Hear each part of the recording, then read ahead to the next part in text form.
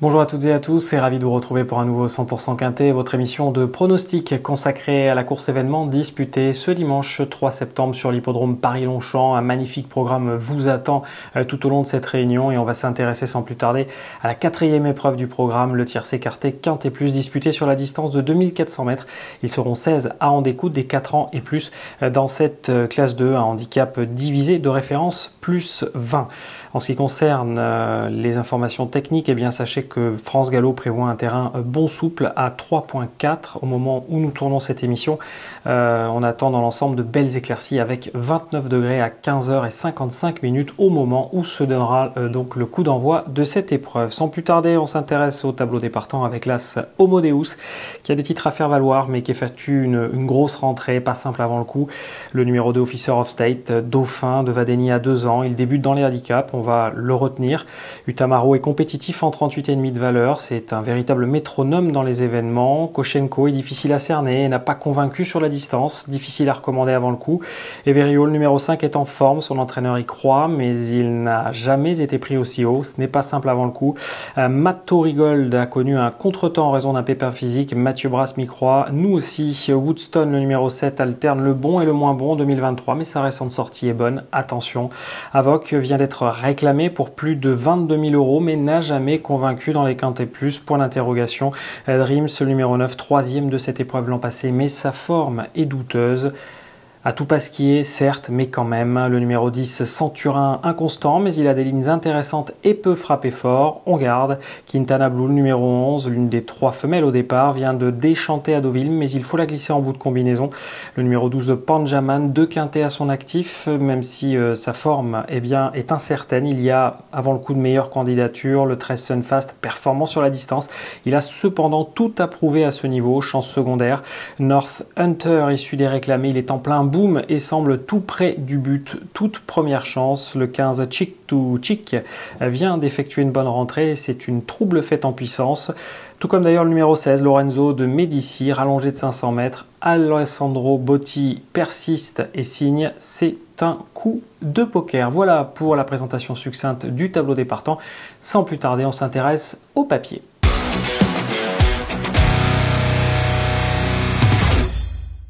Alors, qui nous a tapé dans l'œil dans cette épreuve par essence, bien entendu ouverte, puisqu'il s'agit d'un handicap? Eh bien, le numéro 14, North Hunter, qui, on le disait lors de la présentation, a clairement franchi un palier. C'est un cheval issu des réclamés, mais qui est en plein boom, donc en très grande forme. Il reste sur deux très bonnes tentatives au niveau tiercé écarté Quintet Plus. On va voir la dernière en date, c'était le 12 août sur l'hippodrome de Deauville en terrain collant, sur la distance de 2000 mètres. Et ce jour-là, North Hunter, après avoir toujours évolué dans le groupe de tête, aller bien sprinter côté corde et aller finir par arracher le premier accessite en retrait de Bémer. Une course dans laquelle d'ailleurs il affrontait Panjaman qui allait se classer 7e. Alors il a tiré l'As dans les stalles et il s'entend bien avec Hugo Beignet. Si vous achetez Paris Turf, vous retrouverez l'interview de son entraîneur qui est confiante. Voilà, il a plusieurs atouts dans son jeu. On va le voir d'ailleurs aussi dans sa réussite dans les quintets. C'est un cheval qui pour l'instant en tout cas n'a pas déçu et puis on a le sentiment qu'il est près de cette victoire avec un joli 100% de réussite dans les 3 premiers. On le place très haut dans notre sélection. Le numéro 3, Utamaro, qui a tiré le 16, certes, dans les stalles de départ. Mais enfin, il s'était classé 3e d'un événement le 5 novembre à Deauville avec le même numéro et avec Michael Forest. On va le revoir dans une course référence du 20 juillet 2023 à Vichy, à ce niveau de compétition. Et dans cette épreuve, il avait longtemps fait illusion pour un meilleur classement. Il allait se classer 5e, mais on va le voir, il a été très courageux et c'est un cheval dans l'ensemble très courageux. Il avait donc fait illusion pour les 6 accessites avant finalement d'être rattrapé sur la fin dans une arrivée très groupée. C'est une course intéressante. Pourquoi? Parce que dans cette épreuve, Quintana Blue allait se classer 2e. On en reparlera en toute fin d'émission. Et Matto Rigold, dont on va reparler très bientôt, se classer 7e avec Fabrice Véron. C'est un cheval qui a surtout pour lui son incroyable régularité dans les tiercés écartés Quintet Plus. Regardez un petit peu cette fiche qui résume plutôt bien sa réussite avec 90% donc de réussite à l'arrivée en 10 tentatives, c'est quand même énorme. Et sans être un lauréat en puissance, eh bien on peut considérer que c'est une très bonne base dans cette épreuve. On enchaîne avec le numéro 10, Centurin. Alors Centurin vient de décevoir, mais c'était en terrain lourd sur l'hippodrome de Deauville. On va le revoir sur le parcours lors de son antépénultième sortie. C'était le 15 juin dernier, une course intéressante parce que après avoir patienté au centre du peloton, dans une course finalement assez peu soutenue, eh bien il avait enclenché dans la phase finale et franchement avait semblé prendre l'avantage pour la victoire tout simplement à la distance, avant finalement de devoir s'incliner aux dépens de Craps, qui était venu, vous le voyez, le coiffer sur le poteau. C'est une course intéressante parce qu'on retrouve notamment dans cette épreuve Quintana Blue qui allait terminer 8e. Centurin, vous allez le voir, c'est un cheval qui est très performant sur les 2400 mètres. En fiche, en réussite, ça donne du 100% de réussite à l'arrivée, avec donc en 3 tentatives, une victoire, 2 places. On pense qu'il est tout à fait capable de se racheter.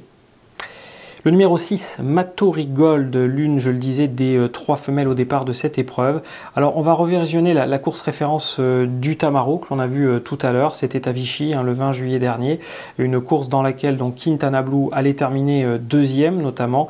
Et Mattori Gold avait figurait donc au sein du peloton et puis avait commencé à produire son effort au début de la ligne droite et puis aux alentours des 400 mètres, c'était plutôt vers le milieu de la ligne droite, et puis voilà, on peut dire que Mattori Gold avait conclu plutôt bien sans réussir à menacer Quintana Blue bien entendu et une Tamarao.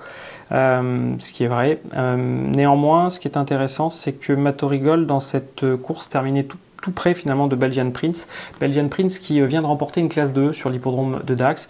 La ligne est intéressante et donc si on est cohérent et qu'on retient Utamaro, eh bien il faut retenir également Mattori Gold donc, que nous avons sélectionné. Mattori Gold qui a souffert d'une inflammation à l'antérieur gauche. Mathieu Brasse l'explique dans les colonnes de Paris Turf. Mais voilà, elle fait preuve de sérieux depuis ses débuts en compétition et on le voit d'ailleurs, c'est du 67% de réussite à l'arrivée. Raison de plus pour lui faire confiance.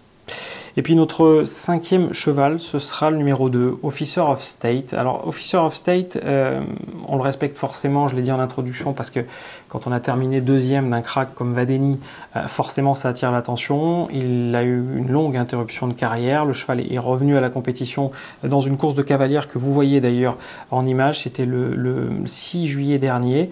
Une course intéressante parce qu'Officer of State allait bien se comporter, après avoir longtemps pisté l'animateur Tolvast. Et donc on retrouve notamment Bémer qu'on a d'ailleurs aperçu tout à l'heure, et la performance est plutôt bonne, même si le cheval demandait un petit peu à souffler sur la fin et accusait quand même 4 longueurs de retard sur Bémer, mais dans l'ensemble la performance était bonne. La course suivante a franchement été décevante, c'était au niveau listed race sur 3000 mètres. Là on revient sur une distance qui est peut-être plus dans ses cordes tout simplement.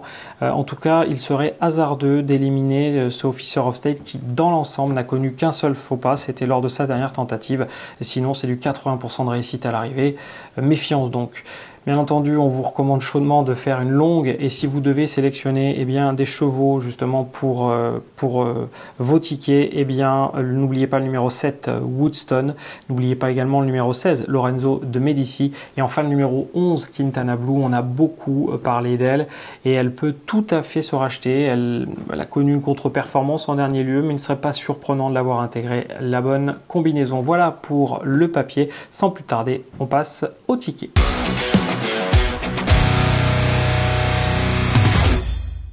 Allez, le ticket de ce tiercé écarté Quintet Plus, le prix de la Reine Marguerite disputé donc dimanche 3 septembre sur l'hippodrome Paris-Longchamp. Nous allons passer en tête de notre sélection le numéro 14, North Hunter, qui a selon nous toutes les chances de briller. Il ne cesse de gravir les échelons et il est tout proche. Le numéro 3, Utamaro, pour son incroyable régularité. Le numéro 10, Centurin, capable de jouer un premier rôle ici, tout comme le numéro 6, Mattori Gold. Et on se méfiera enfin du numéro 6, Officer of State, qui en valeur intrinsèque et malgré justement cette valeur 40 qui peut paraître pénalisante, est à prendre très au sérieux pour ses débuts dans les handicaps. Un conseil de jeu, on ne va strictement rien inventer, mais en réalité on a juste envie de le voir à nouveau en piste, conserver son invincibilité. C'est dans la R1 C1 l'As Beauvatier dans le prix La Rochette. Beauvatier, plus besoin de le présenter, il est invaincu et au-delà de cela il a battu bien une championne sans doute en devenir comme Ramatuelle et se protéger de Yann Barbero doit théoriquement rester invaincu. Voilà pour notre conseil de jeu, voilà pour notre sélection.